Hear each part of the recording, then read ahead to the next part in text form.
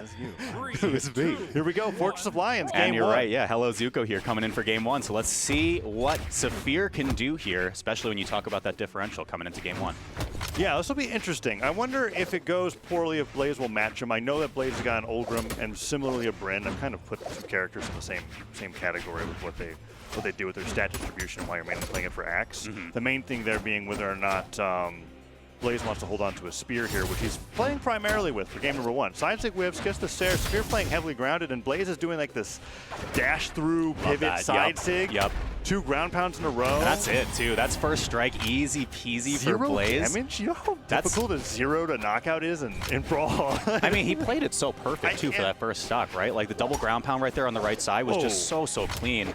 And I think to answer your question, Spear's probably the way to go right now if I'm Blaze, right? Finally burns him with a little bit of damage on that nair, getting the reversal, and then the downlight end light into reversal on that down air will take, or the pivot on the down air will do some damage, but Blaze getting so much mileage off these ground pounds. It's really one-sided opening here to game one. Let's see if Saphir can continue to hit back. I mean, we're looking for the party starters right here out of the sky. It's going to be nair instead of the recovery. Blaze starting off with the Blaze. Oh my goodness.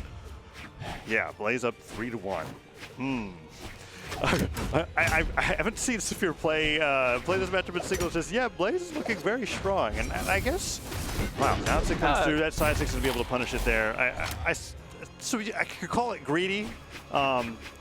I don't feel like it's one of those things where it's like, oh no, Blaze missed the down sig. Now Saphir's gonna run away with it and make the 3-stock comeback. But let's see what happens. I mean, we shall see. There's not a lot of data on Blaze with the sword so far in this match. So we're seeing him cook a little bit. Let's see what happens right here. The weapon spawn does come through, but neither player really needs it at the moment. Doing an excellent job catching these down lights. Blaze doing a lot of dash land, side lights, spot dodges in place. Saphir tries to go for a punish, which is right over the axe. I don't know about that. Okay, side light in air. What's the weight recovery right afterwards? And I think your call out on like not a lot of data on the sword was pretty significant because that entire time Blaze got like maybe 2 combos, and then Saphir's almost brought it back to 1 stock apiece. Side to catch the landing though, gets the recovery to punish the buffered recovery from Saphir, and this could be the stock. Yeah, doesn't want to extend with the ground pound either there. Look at that extension though. Saphir, really good job with the get off me, but I mean, this is such a rough position. Exclamation points coming through. Saphir finds the reversal. Here we go again. Side sig whiffs. Another sider comes through. Saphir has evened it up 1-1, and I'm wondering how let's see how he plays this. So far, like Blaze's side sigs on Spear. He's doing a dash through pivot side sig. Got like 2 stocks off of it at the very beginning of the game, and then he's lost several stocks to Saphir actually punishing it. And I said that this didn't feel like a game where Saphir was going to reverse 3-0. Reverse 3-stock, but so far it's actually looking really great. Gets the nair, sword comes through. Okay, D-Light recovery would knock out, D-Light cider would knock out. Blaze is fishing for that move. Let's see what Saphir can do. You gotta play perfect on this Lance. That's gotta do it for game one though. Blaze closes the door on it, but it got a little close for a second. Yeah, game 2 I feel like is going to be a lot closer than game number 1. Saphir was kind of getting used to Blaze's game. When Blaze was on the sword, it felt like it was a lot comfortable, but also just in general, I feel like that was a warm-up match for Saphir. I was like, okay, first 2 stocks, literally didn't touch him. We're gonna see here how Blaze gets this knockout. This was the nair recovery. Yeah. And he caught him jumping away instead of I think he actually would have survived if he just let the recovery hit. Instead of jumping that much closer to the last stock. Yeah, hard to say. I mean, all things considered, good on Saphir for bringing that to last stock. Got to cook a little bit with the lance to get there, but I think just too much damage at the finish line. So maybe with a little more parity in game 2, we'll see a bit more of an even bout here. And also depending on weapon selection, right? All the highlights of that game was like triple spear ground pound, nair recovery. Blaze goes over to the sword and loses 2 stocks and almost loses. Hang on a second though. Big Pogo's coming through. It will be recovery, but I mean, come on now. Blaze off stage has just been a menace. Side stick comes through. Another nair, goes for nair again. That could have been the recovery afterwards. Blaze has been very, he's definitely treating that side sig like a light attack. Using it. Side sig comes through again, catching a lot of landings with it. If it's not landings, if somebody's already grounded, then he just dashes through and pivots it. I almost felt like it was going to happen again, but Saphir now playing a little anti-approach game with those end lights. Catching 1 landing, catching 1 dash through, goes for the weapon throw. Lance picked up a Sair would knock out. Side light nair, nothing could get it there, Wants to go for the extension again. There's the party starter from Blaze though. Big off stage with the Sair. Not going to find it off the Pogo either though. But second one will find its mark. And the weapon toss to go. There's first strike. Yeah, it doesn't really get better than a spear when it comes to a weapon throw to Edgeguard Lance. Don't have to aim it that hard. And stops the recovery right in his tracks. Saphir now playing the anti-air game. Downlight would knock out. Oh, yeah, and Sweatbeats came through too. I don't know if Saphir was ready for just having no resources left. And there's a lot of good damage coming up from Blaze, and Blaze got it. Throws the sword away. I think that was a good setup there. He didn't even look like he was that urgently looking for another weapon.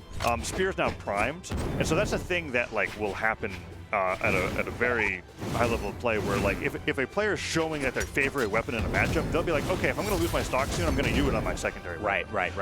And he comes right back over to a spear. Saphir, however, with that pivot in there, burning with the tail end of that, tried to get a follow-up right afterwards. D-light, dash forward, down light, side light, side air. That almost knocks out, forces the jump. He has a dodge left, and that's it. Dodges straight down through the recovery. Absolutely, yeah. What a good follow-up, though, from Saphir. And this is what I'm saying, right? You start the game. As it turns out, if you don't get zero combo right at the beginning of the game, you have a much more even bout here. Saphir with the damage lead right now, and a stock as well. Counter pick working out very nicely for Saphir as well. Going to World's End, you get to unlock Downlight as a knockout option. Right.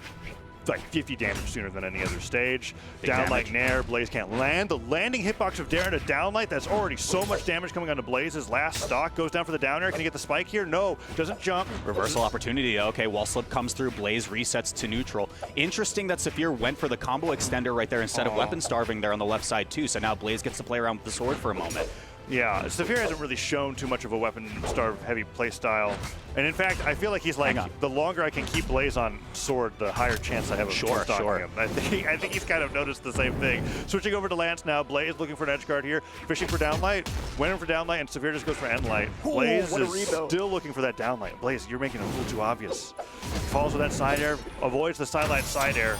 Lance, unfortunately, doesn't get a true combo out of that. I think it's like one dodge frame. So if they have their dodge up, it's a gamble where you go for it. So we've seen Saphir go for like side light nair a few times. Right. When he went for the side air there, he ends up getting knocked out. Endlight will take the sword out of his hands. Now he's weapon starving because he's like, I don't want Blaze having a spear. Yeah, and I mean, next big hit will do it. There it is, right off the top. Blaze, we are equalized up in game 2. Drifting into the axe downlights in that game. Like he was just like fast falling right into his opponent. And that's always a difficult thing, I think, in Brawlhalla and platform fighters in general. When you're on flat stage with no platform to land on, sometimes you just end up drifting on top of your opponent. Of and course. Axe has got one of the best tools for dealing with that. I would say they're good at it. They're pretty good at it. You don't have to be quite as precise as like bow neutral light. Right. Because that one's just actually a really thin projectile. No, Axe just swings and knocks out all the same. Yeah, I mean, I would love to see the stat distribution at the end of this set of just how often Saphir was able to get Blaze onto sword, too, right? Because we had said earlier in the match, right, when the sword was happening, it really seemed like Saphir started to pull ahead in this match. Yeah, and now we are at a 1-to-1 scoreline where I'm not too surprised that Saphir was able to take game 2 after how game 1 happened, where it felt like the first 2 stocks was Saphir learning how to play against his opponent, and since then, he's actually adapted quite well, and Blaze has been struggling a lot harder as he finds himself more on the sword. We're now going over to Miami Dome, the only stage that has 2 jump height platforms. Right. So you can't just jump once and land on top of this platform here, so depending on how you play around that with your signatures, if they can reach or if they can't reach, it makes a really big deal in this match. Hang on, Sweatbeats come through. There's the reversal position, though, and Saphir will find first stock from it. Ground pound hits Blaze going off stage a little bit too hard, and he was sweating on the way back. So even if he was at orange, that ground pound hitting means that he probably wasn't going to be able to make it back. Side sig just goes to reposition. Pogo into nothing here. Nice recovery. Good recovery again. Goes for side sig on the landing, and Saphir goes left instead of right. Okay. There's the Pogo, possibly getting the stock right there, but covers the track with the weapon throw as well. Saphir gets another shot. That side sig, I think, got interrupted by like the axe down air. Right. Lucky for Saphir, unlucky for Blaze. And I think to your point earlier, Taza, right? Like those 2 soft platforms on the side present a good recovery mix-up too for both players, right? You said it's scary for the axe to just kind of be sitting on ground level, and you can get them from pretty much anywhere, and you end up landing on top of the other player. Now you have these platforms to play around with. It's just another recovery also just perfectly like covers the platform while landing on top of it. Saphir's been making good use of that. Falls in, gets the axe once again. Blaze hit by the endlight, batted away. A few more of those, and the sword's going to go down. There's the axe recovery covering the entire platform above and below. And then Saphir ends up getting the knockout onto Blaze. Very dominant game 3. Compared to what we saw in game 1, we saw a 0 to knockout. This is Oh, and there's that recovery once again. It's so strong to be able to see your opponent being like, okay, do you think that you're safe over here? We see Saphir constantly going for these jump recoveries, forcing Blaze off of it, and if he's not getting a hit, he's also just not getting punished. Blaze finally getting some damage in. Okay, bit of neutral right here. Finally connects. I think that's the first one of the set. Yeah, he's been trying a few times, and most of the time it gets his stock eliminated. I mean, you miss 100% of the shots you don't take, right? Blaze said that once. Down that side air again, there again. What's it gonna be, Blaze? How are you gonna bring this? How are you gonna bring this back? Saphir looks like he is completely in control. Sidesick comes through. Wow, big swing once again from Blaze, just looking for anything to wrap up this stock.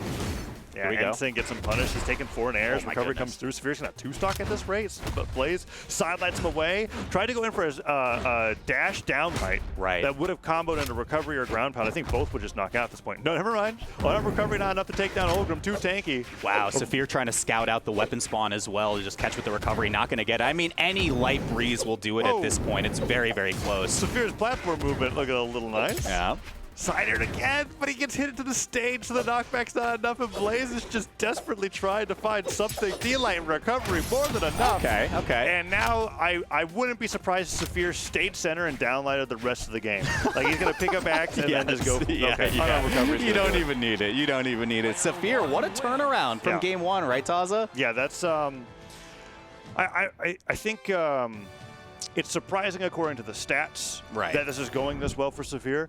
I think that it makes a lot of sense based off of how I noticed he was playing from game 1 going into game 2 and game 3, because with the way that he brought that back, I was like, oh, Blaze may have already shown everything that he can do in game 1. The side sticks aren't landing anymore. He's not catching Saphir's landings.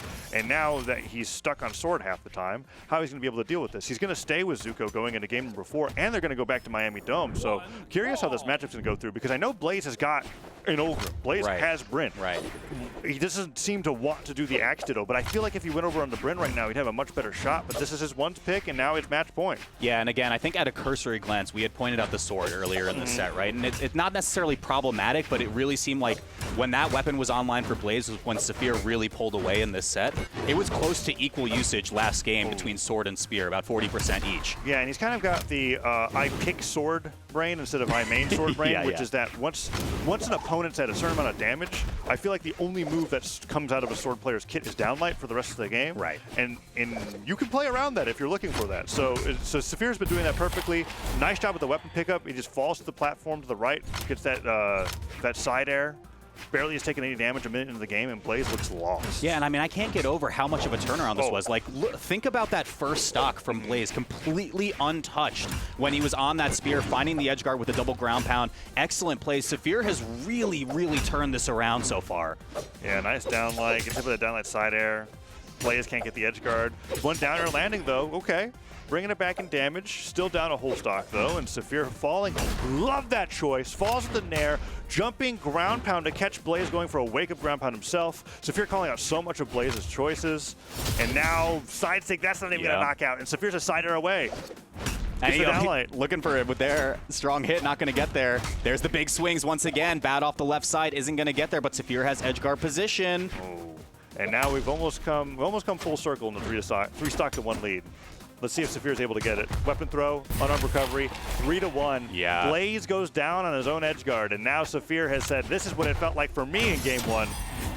Give you a taste of your own medicine for just a second, but Saphir will come off the respawn right there. The weapon starve comes through on the left side, but picks up the lance. Let's see if Blaze, I want to see Blaze toss the sword away, go to a spear the second that the weapon spawn comes through, and bring this back 1-1, because Saphir was able to do a similar thing in game 1, and maybe Blaze has got it in him to do the same as well. Yeah, I'm with you 100%. I mean, we got to wait until the spawn comes through. It looked a little favorable for Saphir. Neither player wants to commit to it. Blaze covers the tracks there perfectly, but no swap comes through yet. But Saphir finally picks up the axe. Ended up taking about 3 sword nairs for his trouble. Let's see how much he's able to get off of it, because he clearly wanted the weapon in this matchup. Now he's on the ground.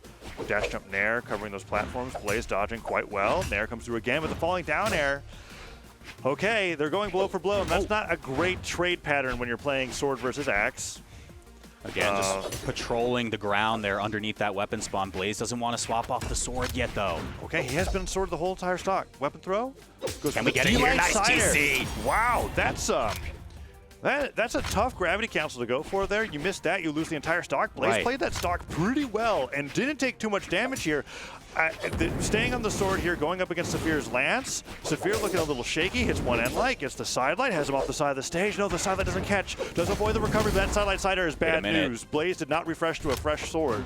So he's lost his weapon for a while. Set could end right now, especially with this unarmed disparity. Blaze finds the weapon, though. We're back on sword once again. Can he make the miracle happen, force this game 5? It starts with the dare. Dare and light. Okay, goes from side light. Ooh, Cider's gonna knock out here.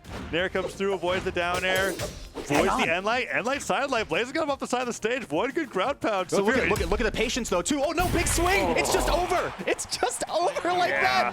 I thought Blaze had like a little bit more fuel in the tank when that Cider hits, because X side air from ledge, sliding across the side of the stage, but no, he just ends up drifting elegantly into the blast zone, and that's going to be the knockout for Saphir. Blaze almost brought that back to game 5 though. He really focused in. Yeah, really just petered.